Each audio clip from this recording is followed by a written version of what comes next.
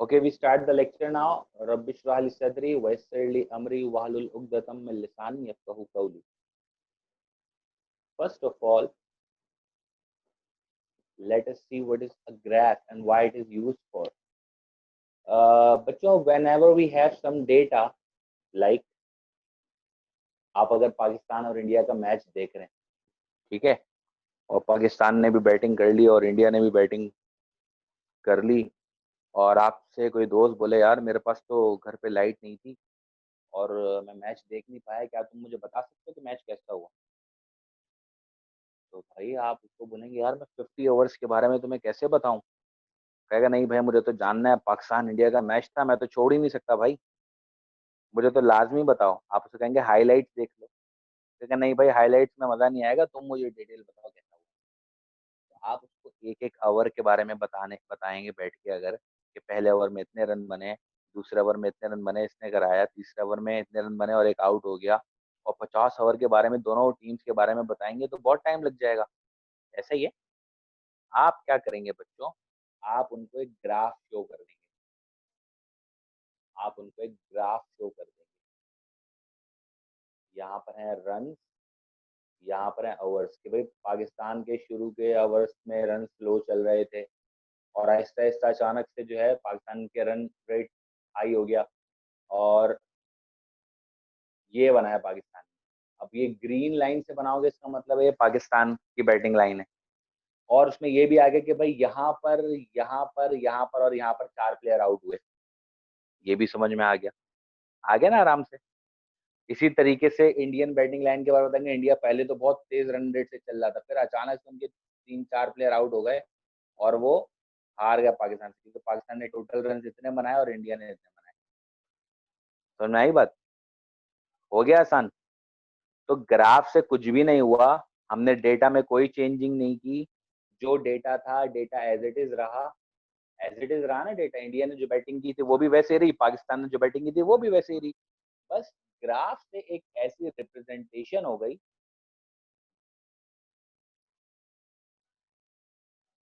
Graph एक representation है data की बेटा। ग्राफ में कोई हम लोग ऐसा नहीं करते कि डेटा को तोड़ मड़ोड़ के चेंज करके लिख देते हैं। ग्राफ के अंदर हम क्या करते हैं, अपने उसी डेटा को जो हमें टेबुलर फॉर्म में गिवन होता है उसको हम ग्राफ फॉर्म में कन्वर्ट कर देते हैं। टेबुलर फॉर्म का मतलब इस तरह टेबल में गिवन था ना कि पहले ओवर में इतने रन बने, दूसरे ओवर में इतने रन बने, तीसरे ओवर में इतने रन बने, है ना, ये मुश्किल सा डेटा था एक।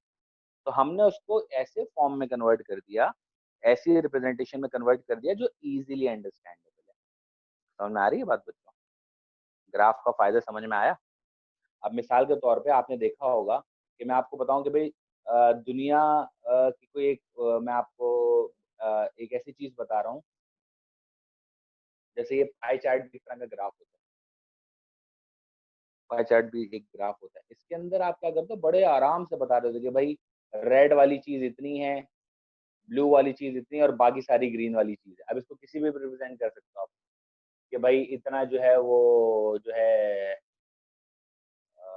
वट एवर कुछ भी, इतने फॉरेस्ट दुनिया में, इतनी जो जमीन और इतना सारा पानी है ना।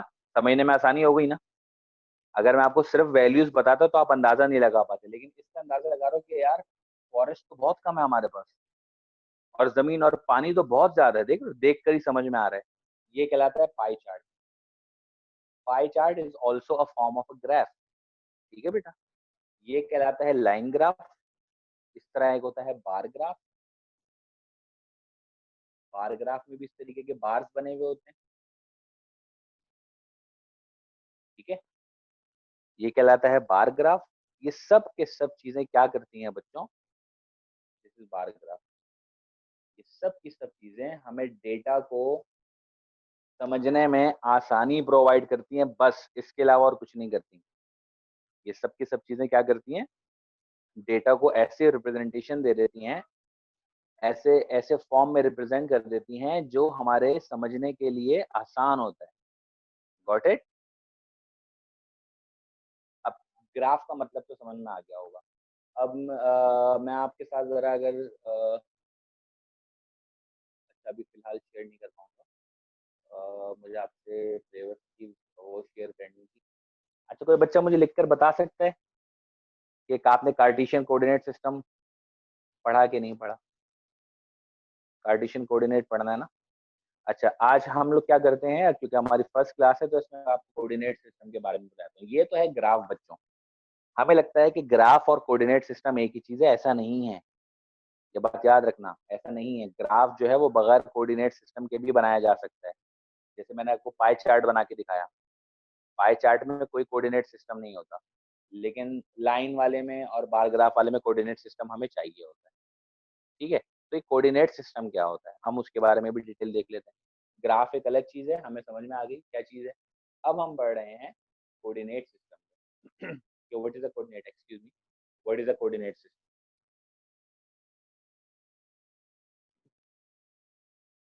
मिसाल के तौर पे बहरिया टाउन की मिसाल देता हूँ मैं आपको। बहरिया टाउन कौन कौन गया आप में से? बहरिया टाउन कराची, वेरी गुड। अबिहा गई हैं, और असरा गई हैं, शब्बर भी गए हैं, असरा नहीं गई।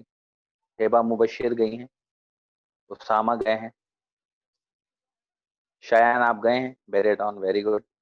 अब अगर आप कराची से बहरिया टाउन जा रहे होंगे, कराची के हाईवे पे गया, कराची से बहरिया टाउन, ये कराची है, यहाँ पर बना हुआ है बहरिया टाउन, बहुत अंदर तक है, लेकिन उसका गेट यहाँ पर है। ठीक है, तो आप कहेंगे कि भाई जब मैं कराची से हैदराबाद जाऊंगा तो लेफ्ट साइड पर, लेफ्ट हैंड पर पड़ेगा बहरिया टाउन, ऐसा ही है। लेकिन अगर एक बंदा हैदराबाद से आ रहा है, हैदराबाद से कराची आ रहा है, तो उसको लेफ्ट नहीं पड़ेगा, उसको कहाँ पर पड़ेगा? राइट हैंड पे पड़ेगा। सिंपल, आसान बात है। आप लोगों के घर का भी ऐसा ही होता है। आप किसी से पूछते हैं, हाँ भाई कि मेरा घर जो है वो मस्कन चौरंगी पे है। अगर आप जो है मस्कन चौरंगी नहीं, डिस्को बेकरी पे है। अगर आप गुलशन चौरंगी से आ रहे हैं तो लेफ्ट साइड पे होगा, और अगर आप मस्कन चौरंगी से आ रहे हैं तो राइट साइड पे होगा। इसका मतलब है स्टार्टिंग पॉइंट आप पूछते हैं।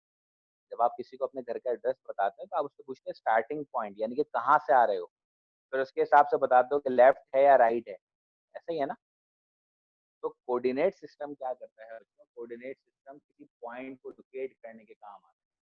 What is the coordinate system? Coordinate system is used to locate a point. ये है बेसिकली कोऑर्डिनेट सिस्टम का मतलब, लेकिन हम इसको ग्राफ में कैसे यूज करेंगे वो मैं भी समझाऊंगा। कोऑर्डिनेट सिस्टम जो है ना बेटा,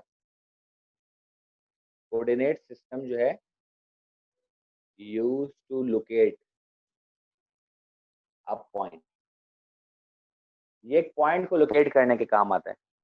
जैसे कि जीपीएस सिस्टम, जीपीएस सिस्टम क्या करता है? आपकी लोकेशन बताता है आप इस टाइम कहाँ पर है।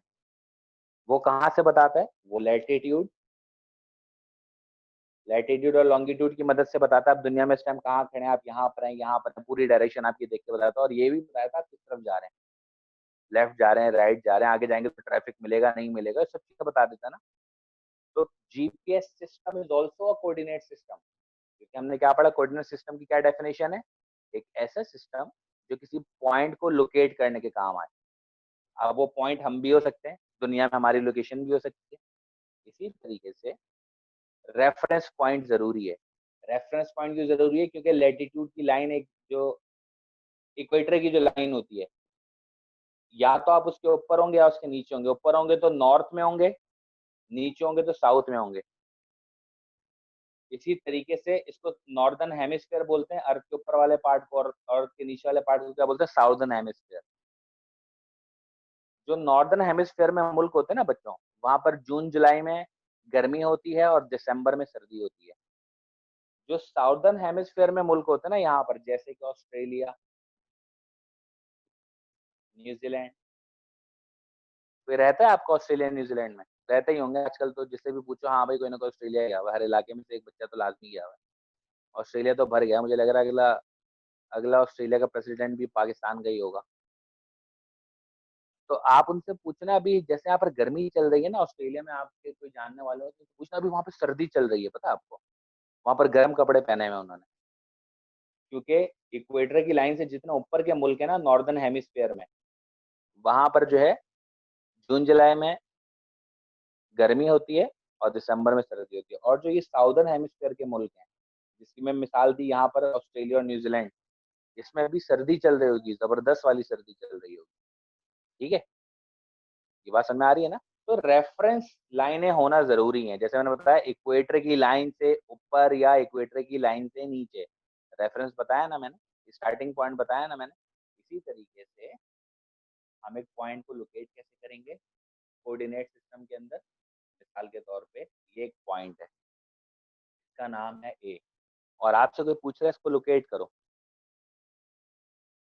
यहाँ तक पहुंचाओ हमें ए पॉइंट तक, तो आप बोलेंगे ठहरिए, पहले बताइए कि हमें स्टार्ट कहाँ से लेना है, यहाँ से स्टार्ट करना है, यहाँ से करना है, यहाँ से करना है, यहाँ से करना है। स्टार्टिंग पॉइंट जरूरी हो गया ना।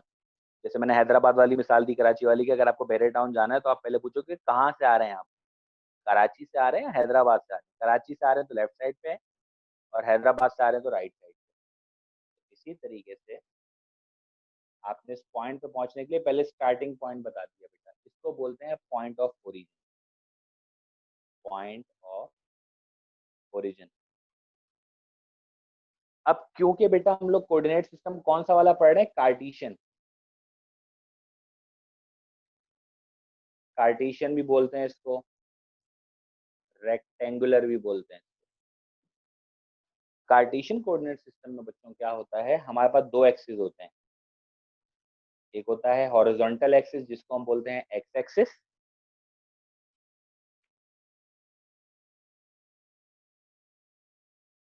एक होता है हमारे पास हॉरिजॉन्टल एक्सिस जिसको हम बोलते हैं एक्स एक्सिस, और एक होता है हमारे पास वर्टिकल एक्सिस जिसको हम क्या बोलते हैं, वाई एक्सिस।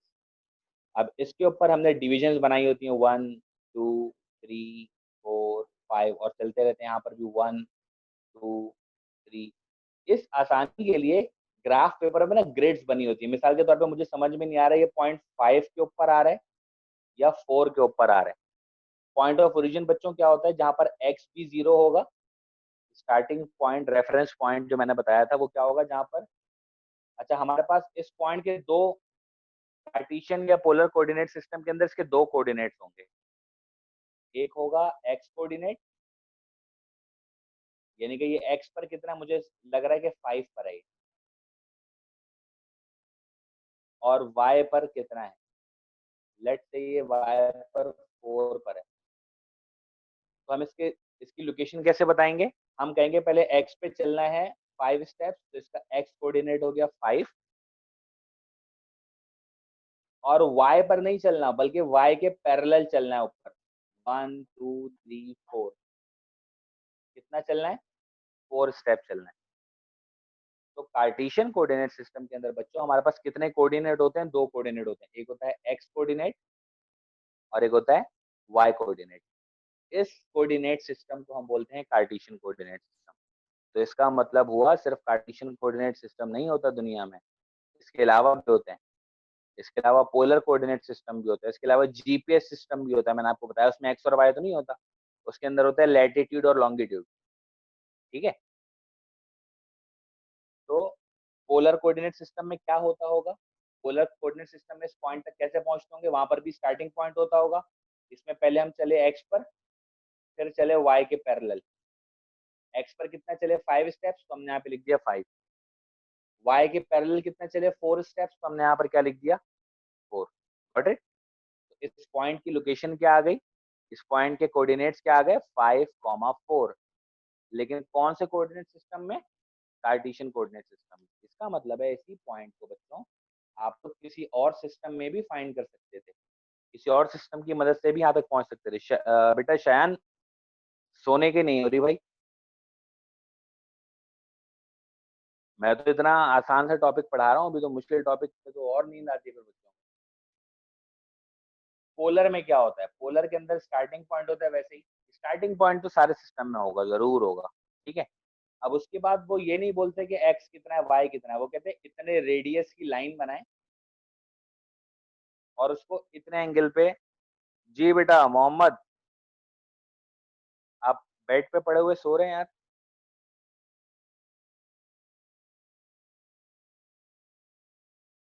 आप ये नोट डाउन कर रहे हैं सब चीजें जो मैं आपको बता रहा हूँ,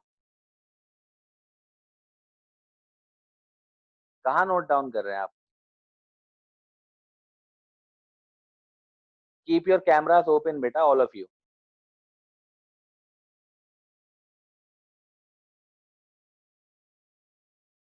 ऐसे थोड़ी होती है पढ़ाई भाई,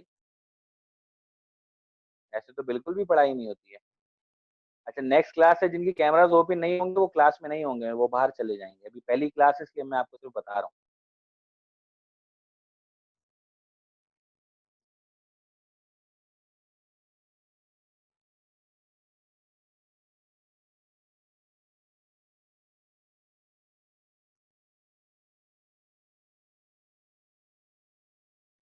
ठीक है भाई, एक तो उसमें पता होगा आपको रेडियस, और आपको पता होगा एंगल, कि यहाँ पहुंचने के लिए इतने एंगल पे चले जाएं आप।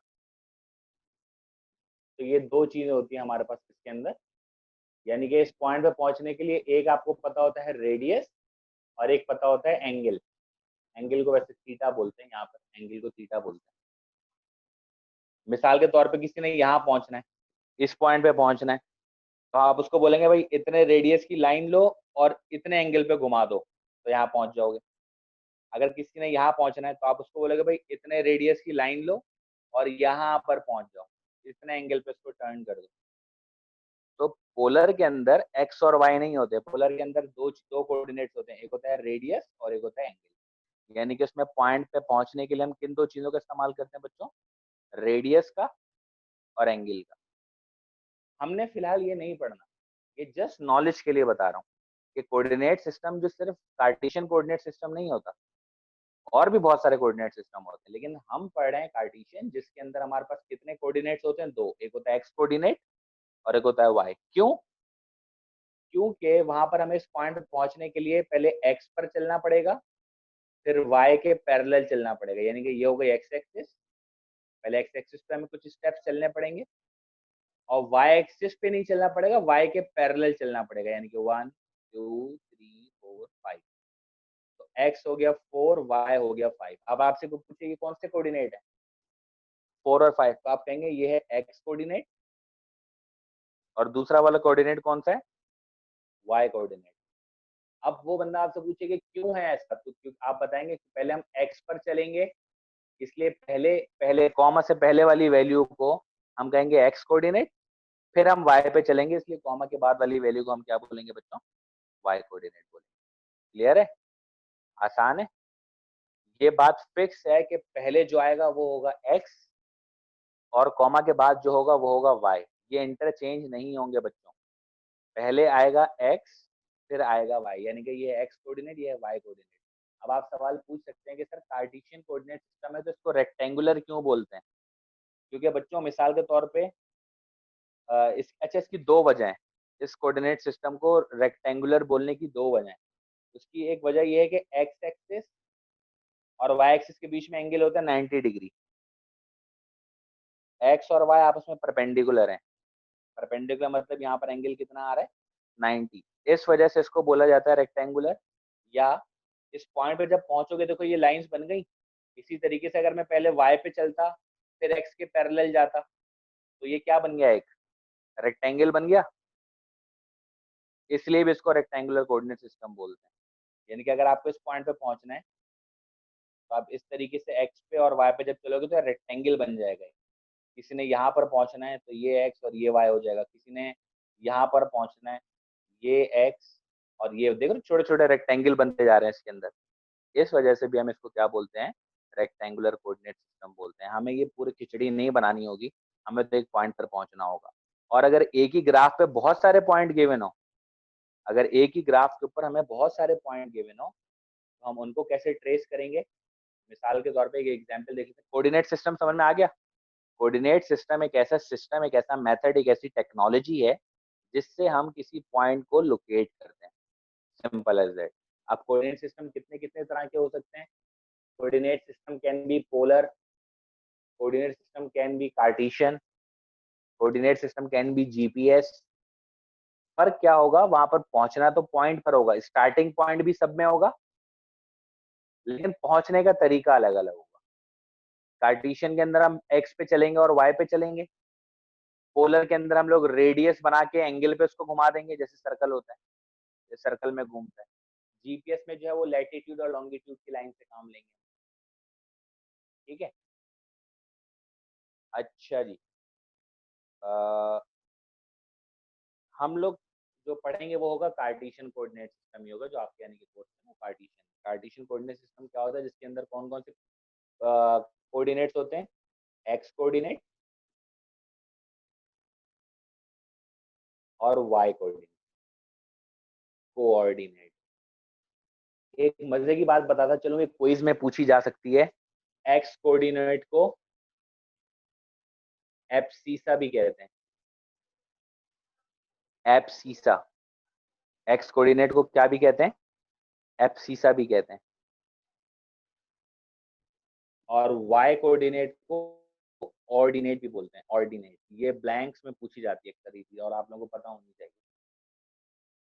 एक्स कोऑर्डिनेट को यानी कि आपसे जो कहे कि 4,5 लिखा है, तो इसका एक्स कोऑर्डिनेट क्या है, आप कहेंगे सर इसका एक्स कोऑर्डिनेट है 4, और इसका वाई कोऑर्डिनेट क्या है, वाई कोऑर्डिनेट है 5। लेकिन वो ऐसे भी पूछ सकते हैं इसका एब्सिसा क्या है, तो आप कहेंगे एब्सिसा है 4, क्योंकि we also called X coordinate as abscissa. और आपसे कोई पूछे इसका ऑर्डिनेट क्या है, ऑर्डिनेट, ऑर्डिनेट, ठीक है, इसको अपने पास लिख लो, बड़े काम की बात बताइए।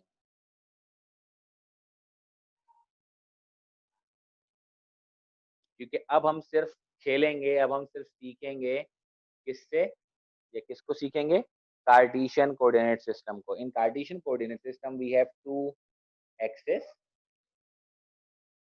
The first axis is horizontal axis, that is called x axis. और जो वर्टिकल एक्सिस होता है उसको हम बोलते हैं वाई एक्सिस। जहां पर ये दोनों एक्सिस बच्चों मिलते हैं उसको बोलते हैं पॉइंट ऑफ ओरिजिन। यहाँ पर एक्स भी 0 होता है, वाई भी 0 होता है, इस पॉइंट को हम क्या कहते हैं, पॉइंट ऑफ ओरिजिन। क्या होगा point of origin, the point where both the axis meet, वो पॉइंट, वो जगह जहां पर दोनों एक्सिस मीट करेंगे, the point where both the axis, axis का प्लूरल क्या है, very good, axis, A X I S, ये सिंगुलर है, या तो एक्स एक्सिस या वाई एक्सिस, लेकिन दोनों एक्सिस आपने बताने, तो इसकी स्पेलिंग चेंज हो जाएगी, ए एक्स ई एस। प्लूरल में तो एस और एस लगाते थे ना, लेकिन वो हो गई बच्चों वाली बात, अब वो हो गई पुरानी क्लास वाली बात। बड़ों वाली बात क्या है, रेडियस का प्लूरल क्या होता है, रेडियसिस, नहीं नहीं, रेडियस का प्लूरल होता है रेडियाई। सिलेबस, सिलेबस का प्लूरल क्या होगा, सिलेबसिस, नहीं नहीं नहीं, स्लेबाई, ठीक है। इसी तरीके से एक्सिस का प्लूरल होता है एक्सीस।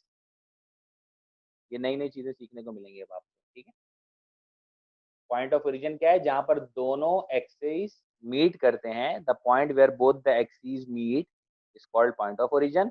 पॉइंट ऑफ ओरिजिन की खास बात क्या होगी, यहाँ पर एक्स कोऑर्डिनेट भी 0 होगा और वाई कोऑर्डिनेट भी 0 होगा। हर पॉइंट के, बेटा याद रखिएगा, हमारे इस कोऑर्डिनेट सिस्टम के अंदर हर पॉइंट के 2 कोऑर्डिनेट्स होंगे, एक होगा एक्स कोऑर्डिनेट, एक होगा वाई कोऑर्डिनेट। हर पॉइंट के 2 कोऑर्डिनेट होंगे, हर पॉइंट के 2 कोऑर्डिनेट, ठीक है, X Y, X Y, X Y. तो एक ही ग्राफ के ऊपर हम बहुत सारे, देख रहे हो, क्या भी कर सकते हैं, पॉइंट्स बना सकते हैं। अगर कोई बोले इन्हीं को लाइन ग्राफ बना दो, तो आप क्या करोगे, पहले ओरिजिन से पहला पॉइंट ज्वाइन करोगे, फिर उसी से दूसरा पॉइंट ज्वाइन करोगे, फिर उसी से तीसरा ज्वाइन करोगे, फिर उसी से चौथा ज्वाइन करोगे। मिसाल के तौर पर आखिरी पॉइंट यहाँ आ रहा है और वो खत्म हो गया ग्राफ, तो उसको दोबारा 0 पे लेकर आएगा। समझ में आया, बहुत सारे पॉइंट हम लोकेट करेंगे, उन सबको आपस में ज्वाइन कर देंगे तो ग्राफ बन गया। ये कौन सा ग्राफ बना, लाइन ग्राफ। अब इसी को बार ग्राफ अगर बनाना होता तो हम क्या करते, हम लाइन के बजाय हर पॉइंट पे बार बना देते। ये पहला बार, ये दूसरा बार, ये थर्ड बार आ गया, यहाँ पर एक पॉइंट है तो ये फोर्थ बार आ गया, ये फिफ्थ बार आ गया। समझ में आई बात, ये बन गया बार ग्राफ। इसी के हेड्स को मिला दो तो बन जाएगा लाइन ग्राफ, और हेड्स को ना मिलाएं, सिर्फ बार्स बना दें तो ये कहलाता है बार ग्राफ। ऑब्वियसली इसकी फर्दर डिटेल भी हम देखेंगे कि बार कब थिक होगा, कब थिन होगा, ठीक है, और बार के बीच में गैप देना है नहीं देना है, ठीक है, बार के कलर्स क्या क्या होंगे, क्या एक साथ एक से ज्यादा बार बन सकते हैं, वो सब चीजें तो बाद में हम देखेंगे।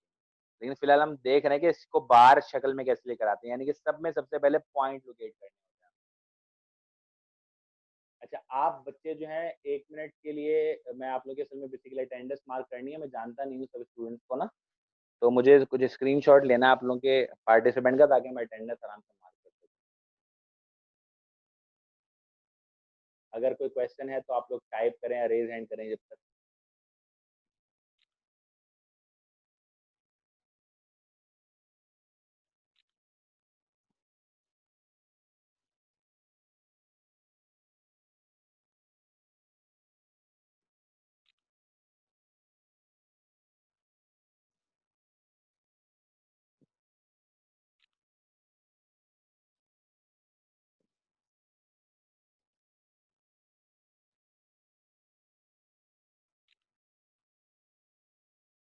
अच्छा जी, एक क्वेश्चन शब्बर ने पूछा है शायद। शब्बर को बुखार हो रहा है। शब्बर बेटा आप फिर रेस्ट कीजिए ना, आप क्लास क्यों ज्वाइन कर रहे हैं फिर बेटा, प्रॉपर रेस्ट करें। जी, मोहम्मद हुसैन, मोहम्मद हुसैन आपको मैंने अनम्यूट किया है, आप अनम्यूट कर सकते हैं और क्वेश्चन पूछ सकते हैं बेटा, पूछिए। सर मैं ये पूछ रहा था, अभी जो है मैं अपना पूरा नाम लिखूं या फिर सिर्फ मोहम्मद ही लिख दूं? बेटा पूरा नाम लिखेंगे तो आसानी होगी हमारे लिए अटेंडेंस मार्क करने में। सही है, ठीक है बेटा, लिख दिया। Very good. लेकिन नेक्स्ट क्लास से सब स्टूडेंट्स के कैमरास ओपन होंगे, अदरवाइज बेटा मैं तो क्लास में अलाउ नहीं करता भाई, ये मैं बता दूं। क्लास देखो कितने सुकून से अच्छी सी क्लास हो जाएगी ना, पढ़ने में भी मजा आएगा, ठीक है। ये सफ़ा अली के नाम से हैं, लेकिन आपका बेटा नाम कुछ और है ना, आप अपना नाम चेंज कर लो ना, ताकि अटेंडेंस लगाने में आसानी हो बेटा।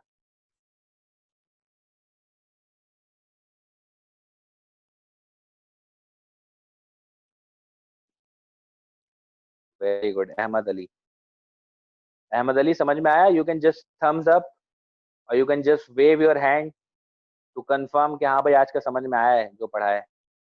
आवाज भी क्लियर है, वीडियो भी क्लियर है, समझ में भी आ रहा है। असरा समझ में आया बेटा?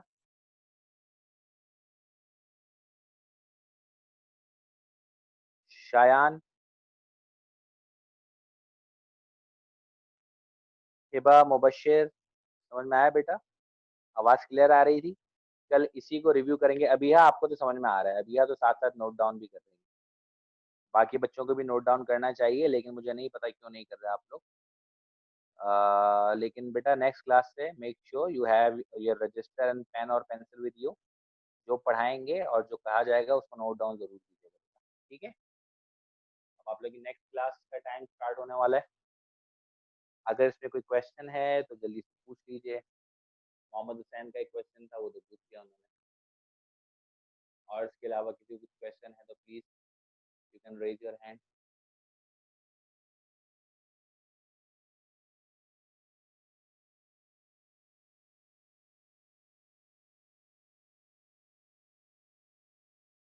शयान, अहमद, अहमर,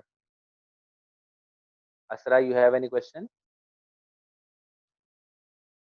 ओके,